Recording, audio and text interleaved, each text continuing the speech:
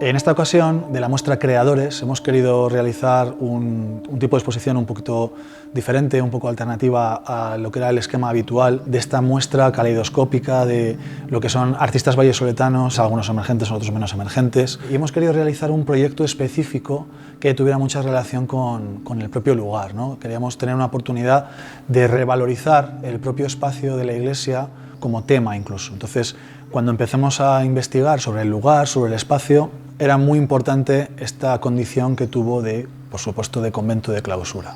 Y a partir de esos hilos, pues fuimos creando una serie de relaciones bastante evidentes con la situación actual que todos hemos podido vivir y que seguimos viviendo, ¿no? Que es esta situación de la pandemia, ¿no? Entonces, realmente esta condición un poco como de clausura en la que estamos todos sumidos nos ha llevado a pensar en el lugar de otra manera, ¿no? De una forma colectiva. Esa era un poco la premisa del proyecto, generar una producción propia, obras que fueran pensadas exclusivamente no solo para el lugar, sino también para esta idea de gran congregación, de gran banquete pagano, y que de alguna manera fuera una celebración del arte, una celebración amistosa entre creadores muy diversos entre sí, pero que yo creo que comparten algunas de las premisas que queríamos tener de primeras, como por ejemplo es un acercamiento conceptual bastante potente, un refinamiento formal en la manera en la que acaban las obras también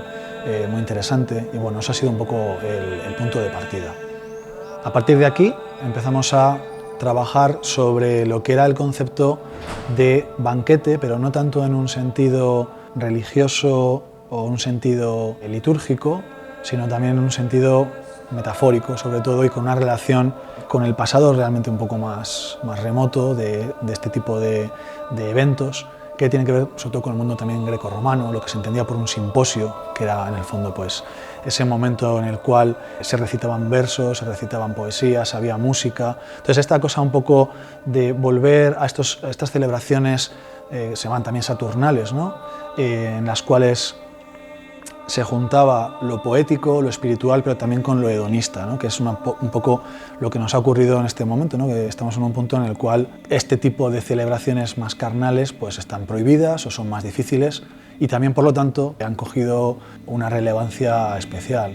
De esta manera, la primera operación que hemos generado ha sido, en el fondo, una especie de revalorización del propio lugar como espacio sacro, pero sin las connotaciones tanto religiosas, ¿no? Entonces, eso lo hemos hecho a partir de una maniobra muy radical y un poco provocativa, incluso hasta un poquito gamberra, si se quiere, que es echar abajo todos los paneles expositivos que iban como cercando el perímetro del lugar, ¿no? Entonces, esa liberación perimetral del eje central de la iglesia ha sido básica, porque también queríamos actuar única y exclusivamente en el eje vertebral, en la columna vertebral del espacio expositivo.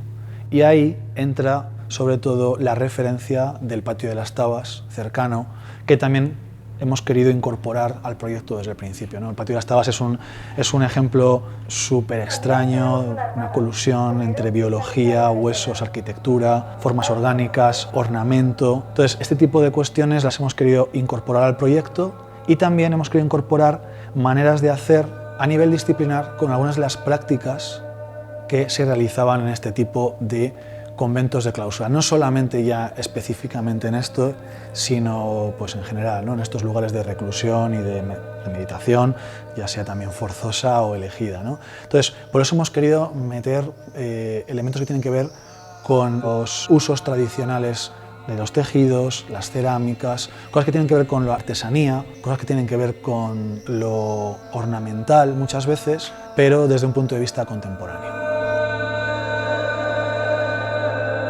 En esta celebración, pues cada artista ha tenido casi como un papel parecido a lo que ocurre cuando montas un jaleo, ¿no? de este tipo. Entonces, en este caso, por ejemplo, tenemos a Belén Rodríguez, que es casi como la que da la estructura principal a todo el trabajo, con un gran mantel gigantesco, precioso, en el cual hace una referencia a un plano cósmico, ¿no? Es casi como un mantel pensado para ser visto desde arriba. Y esto ya nos genera una estructura de base sobre la cual actuar con otro tipo de puntualizaciones, muchas veces relacionadas con lo que entendemos por lo escultórico o lo instalativo. En realidad, toda la intervención es una gran instalación, aunque el carácter de las piezas fuera muy diferente, que lo es, pero que sí que latiese cierta armonía en toda esa heterogeneidad, ¿no? de elementos, de materiales, ese abigarramiento que ocurre en la propia mesa, ¿no? Luego tenemos una instalación de Julio Mediavilla, realizada con elementos metálicos, elementos industriales, que mediante un hilo de nicrón incandescente forman una especie de casi como unos rebaños de corderos eléctricos y unas celosías metálicas hechas con unos gaviones también industriales. Y yo creo que también eso genera una especie de espacialidad, ¿no? Una cierta manera de mirar al otro lado. Dentro del proyecto era muy importante esta cosa de dar vueltas alrededor, forzadamente alrededor de la mesa. Yo creo que Julio ha jugado con esa idea de una manera muy interesante. Y también ha incorporado una pieza escultórica súper bonita, muy ligera, que es una copa hecha con metal, que está cosada de una forma muy delicada en la portada de la iglesia. Marta Almudí ofrece una serie de vasijas y elementos cerámicos muy curiosos porque no están pensados tanto para un comensal humano, sino que son muchas veces objetos pensados para el ganado o para los animales, ¿no? Entonces introduce también esta especie de escala diferente o de distorsión sobre lo que parece que son las cosas pero que luego al final no lo son tanto, que es algo que yo creo que ocurre en toda la exposición, que tiene quizá un hálito muy cercano a lo religioso, pero que luego en el fondo tampoco lo es tanto. Cuando te fijas un poquito más, denota pues otro tipo de celebración, ¿no? Por debajo. Ana Cubero presenta dos series de piezas distintas. La primera serie es un conjunto de pañuelos estampados en seda que van formando una serie de atillos o de pequeñas composiciones o de pequeños bodegones cuyo significado no está del todo claro y que generan una serie de simbolismos y de puntualizaciones casi cósmicas en esta tela de base que presenta Belén. Con lo cual, al final también existe ese juego y esa capacidad de improvisación que no hemos querido perder en ningún momento y que en realidad hasta casi el último momento hemos estado trabajando en ella, ¿no?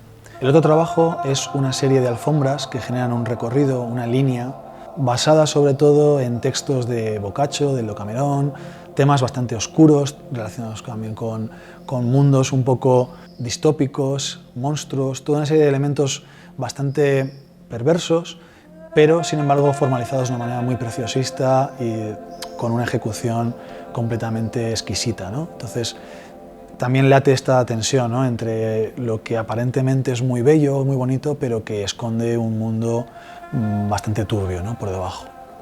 Esther Gatón nos propone una pieza muy sintética, prácticamente invisible, formada a partir de vasos muy extravagantes y muy bizarros encontrados en internet, que interviene con líquidos, con fragancias, en este caso provenientes de coches nuevos. Entonces se genera ahí un conflicto entre sensaciones, ¿no? E introduce también otro plano perceptivo distinto que también nos interesaba mucho en la exposición, ¿no? Que no fueran solamente la vista, sino introducir el tacto, los olores, el sonido. Y esto enlaza con el trabajo de David Dullos, que para la muestra ha confeccionado dos obras muy interesantes que, por un lado, trabajan con la voz de Míriam Navarro, generando una composición que muta y cambia constantemente y nunca suena igual, realizada a través de unos procesos generativos.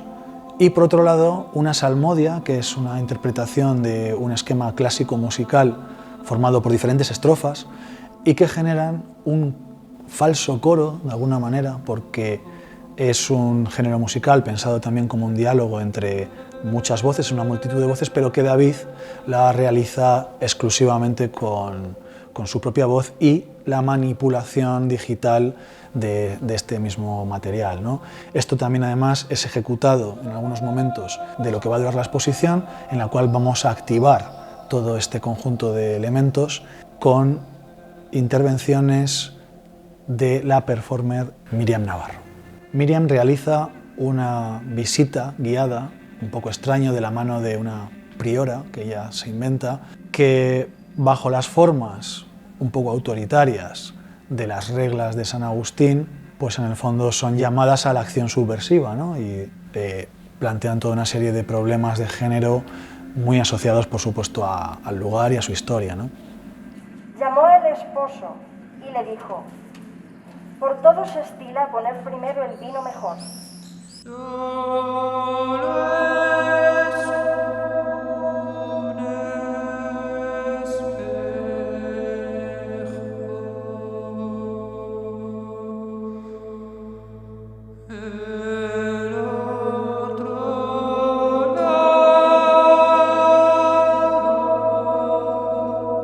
Eloy Arribas nos presenta un móvil realizado a partir de vaciados de pintura que generan un gran artefacto que vuela sobre la mesa y que sigue trabajando sobre los referentes suyos que ha utilizado en las últimas pinturas, en sus lienzos, pero que aquí cobran un carácter escultórico y espacial y aéreo pues muy interesante.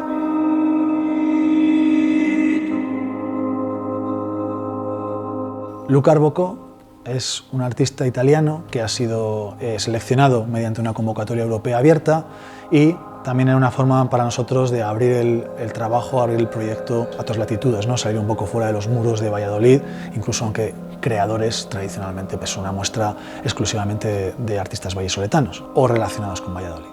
Él nos propone una serie de arquitecturas o de microarquitecturas realizadas en plexiglas con distintas impresiones que representan paisajes románticos, unas veladuras y unos juegos en el fondo bastante barrocos.